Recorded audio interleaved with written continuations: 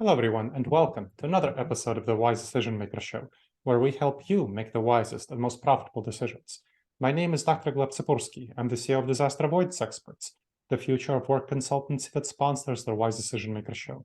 And today with me is Mark Ralls, who is the CEO of ActivTrak. Mark, why don't you tell us what ActivTrak does? Yeah, thank you for having me on, by the way, Gleb. I really appreciate it. I've been a listener to the podcast. And ActivTrak is a workforce analytics software company. So what we do is we provide a platform, a SaaS platform that allows companies to measure and more deeply understand how work gets done within their workforce. And we do this in a number of ways by pulling together analytics that allows companies to understand, who's working, how many hours, who might be at risk of burnout, where might you have less engaged employees that you need to work to re-engage, what technologies are your employees using to go about their jobs. We provide a wide variety of data to give you a really full view of how work gets done within your company.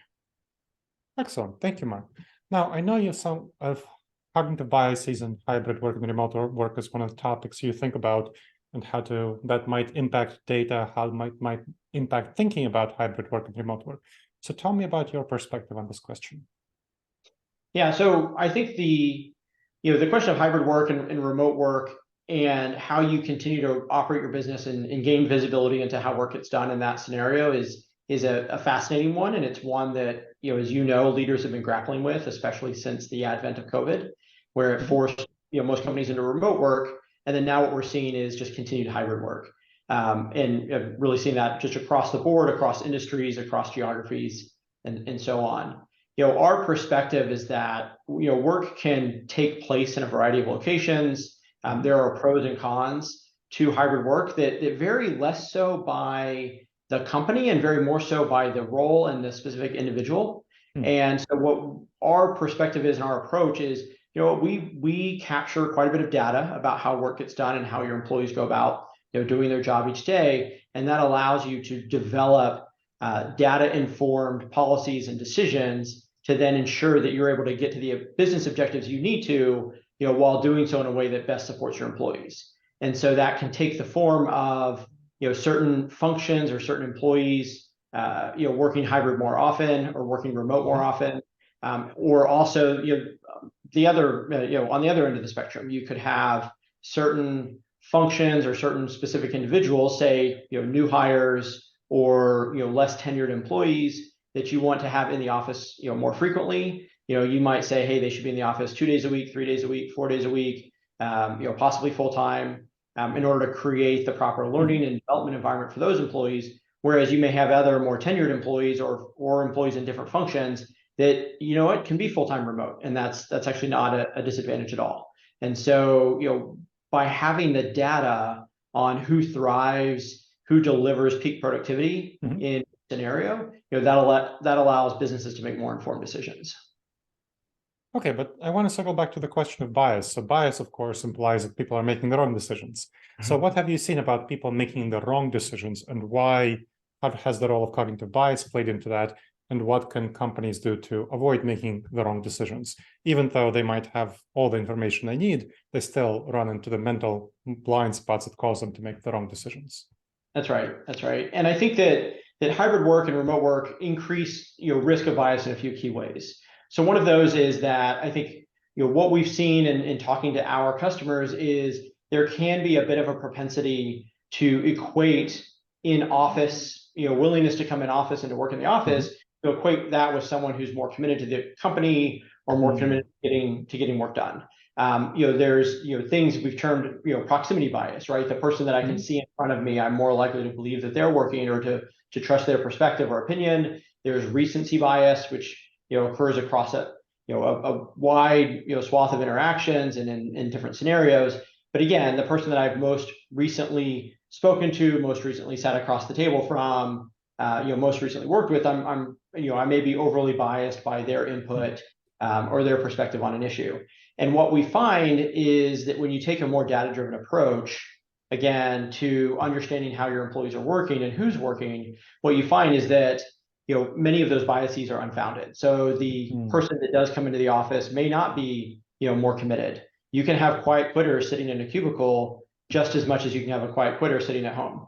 And just the opposite, you can have someone who's overworking and burning themselves out remotely. You can have that with someone who's coming into the office each day. And so you really have to be data driven to understand, how productive are employees, how much time do they spend collaborating with their peers, how much time do they spend in a focused, productive state. That can vary quite a bit, in person, it can vary quite a bit remote. And that, again, if you come in with certain biases, like my person who's willing to come in each day must be more committed to the company, again, that can actually mask, their true underlying performance, true underlying feelings. Whereas, the data that we collect is remarkably objective, right? And allows you to get an objective point of view that cuts through much of that bias. Well, that's really helpful. So I've helped 23 companies by now to figure out their hybrid work, remote work arrangements. And we definitely had situations where companies are asking employees to come to the office, and then the productivity of those employees drops compared to when they work remotely. And that's pretty clearly because they resent coming into the office and doing the same thing in the office that they would be doing at home, like having a video conference meeting, which they can do just as well from home without distracting all of their colleagues around them, or doing emails or writing reports or programming or something like that. What have you seen about the changes in productivity of employees when they're asked to come to the office when they don't actually want to come to the office? So we see results, I think, that are generally in line with what you've seen. One thing that I would add is that what data has shown, in our data supports this idea, but what I've seen from third-party studies is that employees tend to work about half of their commute time if they're allowed to work remotely.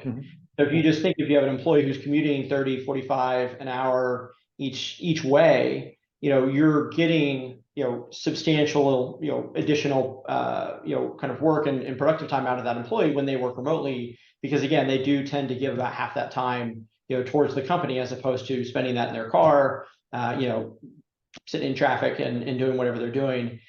So that's one thing that we've certainly seen. We definitely, it is often eye-opening to our customers to understand the behavior of in-office employees versus remote employees, and because it does not often correlate to what their preconceived notions are. For, I think, one of the causes being exactly what you named, which is the employee that doesn't need to be there, can be resentful, can potentially be less productive, can be disengaged. And just because they're in the office doesn't mean you're protected from that level of disengagement. And it's kind of the opposite. The office causes that disengagement where they would not be necessarily disengaged working from home. That's right. That's right. Because, and especially if it's by their own choice, right? If they're given that flexibility to choose, employees that have, this is basic self-determination theory, right? If you have control over, how you go about executing on your work, you're much more likely to feel fulfilled in doing that work, all else equal. And so companies that, force employees either way against their will, are less likely to see, fully engaged, fully productive employees. Now, let's segue to the question of monitoring, the ethics of monitoring. We did see some research which shows that when employees feel that they're being monitored, that causes them to be less engaged, have more burnout, have less retention, have lower productivity. And that, of course, is a concern from the perspective of monitoring software. So what have you seen around this question? What are your thoughts about this? Yeah, so the first thing I'd like to do is just differentiate a bit, and because I think the word employee monitoring itself gets a bit of a bad rap, just by association with, I think, what is more rightfully called employee surveillance. If you think about in a pre-COVID era, if you were to walk the floor and check on your team and see who's at their desk and who's really deeply engaged in work and who isn't, I would argue that's employee monitoring. But we don't attach the stigma to that practice, that we do, more of intrusive surveillance tactics, which are things that don't contribute to productivity, just to be abundantly clear. So things like capturing webcam images or instituting policies that someone can't be idle for more than a certain number of minutes. Those are things that are really, they allow a manager to play gotcha with an employee, which really, infantilizes the employee. It robs them again of the control of how they get their work done. which is demotivating. And so it's no surprise that studies show that leads to a reduction in performance. Whereas our approach to workforce analytics is a much more collaborative approach between the employer and the employee to provide data on how do you go about getting your work done, what tools are you leveraging, what processes are you following, what drives distractions into your workday that we can potentially eliminate, what tools perhaps fight you in getting work out the door as opposed to helping you get work out the door, and then how do employees and managers work together in order to identify those issues, create solutions to address them, and then ultimately drive up productivity while also driving up employee engagement and employee satisfaction. And again, so when done right, workforce analytics, which again, I think sometimes get painted with this broad brush of employee monitoring with the connotations of that, is a really different beast. It's a really different animal, than these surveillance tactics, again, which don't improve productivity. They reduce productivity. They're not productive. They're not, they're not contributing towards the solution. We did a study and were written up, I believe, in Bloomberg about the World Cup. And when the US played in the World Cup, you did not see a drop in productivity. What you saw was that employees shifted the hours in which they worked in order to get their work done and also enjoy the World Cup, right? And so that's what you get when you have proper workforce analytics. A surveillance tool that just says, hey, you're idle and it's a World Cup game and I'm gonna get upset with you on that. That doesn't actually increase productivity. It doesn't actually help employee morale or employee engagement. It's not the point. The point is to increase productivity, and the best way to do that is working in tandem with employees. I think that's a good message. Now, as we're wrapping up, what do you think is going to be the future of hybrid work and remote work as employees and employers have access to more technology, whether it's workforce analytics, whether it's the growth of AI, which certainly is going to make both analytics and communication easier, whether it's artificial reality and virtual reality? You're in the tech space, you're supporting hybrid work and remote work. What is your vision for the future? Yeah, my vision, I think that we are not, I don't think we're at the point yet that leaders and companies are making decisions in a really fundamental kind of long-term, fundamental business model defining way. I think so far what we're still seeing is we're still evolving, and we're still kind of coming to terms with the fact that what we're in is the new normal, and that hybrid work to one extent or another is here to stay for the long term. It's not, that genie will not be put back in the bottle. And so I think what we will start to see is real innovation in, for example, the approach to real estate. So if companies are going to settle on, I was talking to the CEO of a company the other day, and he said, look, we are driving our employees to come in the office one day a week and only one. And the reason for that is that if we get 30% of our employees on Tuesday and 30% on Wednesday and 30% on Thursday, then everyone's still on Zoom calls all the time. They just happen to be doing Zoom calls from the office, right? To your point. If we drive everyone to come in on Tuesdays, then we can get close to 100% employees in the office on Tuesdays, and then we can have a lot of in-person meetings and a lot of collaboration time, brainstorming, creative thinking, and then we can go about our work remotely the rest of the week. And so what does that mean for your office environment and the decision around your lease? What does it mean for sharing workspace across companies, where you might have companies that are going to each come in one day a week? You don't hear a lot of news just yet about really concrete strategies there. And I think that when you start to hear that about innovative office environments and innovative approaches, I think that's when you'll know we're really settling into hybrid work as a go-forward strategy.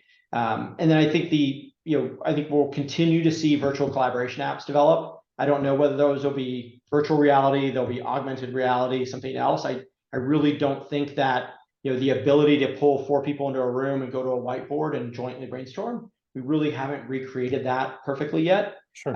In a virtual sense. And so I think there'll still be innovation there. And then, like you mentioned, with generative AI, I think that's going to be fascinating because it will impact the work that gets done, the specific tasks that are completed across so many functions. I don't think generative AI is going to replace jobs. I think it will replace tasks in jobs. And that then unlocks much more potential for smart, intelligent humans to focus their energies in more creative and more productive ways, which I think is frankly just super exciting. And so I think we're going to see a lot of innovation and a lot of experimentation of new business models, and I'm just really excited about it. That's an exciting vision. Thank you very much, Mark. That was very helpful. Yeah, thank you. Enjoyed it. And thank you to the audience for checking out another episode of the Wise Decision Maker Show. Please make sure to subscribe wherever you checked out the show, and make sure to leave a review. It really helps others discover the show, and it helps us improve the show. All right, everyone. I look forward to seeing you in the next episode of the Wise Decision Maker Show. In the meantime, the wisest and most profitable decisions to you, my friends.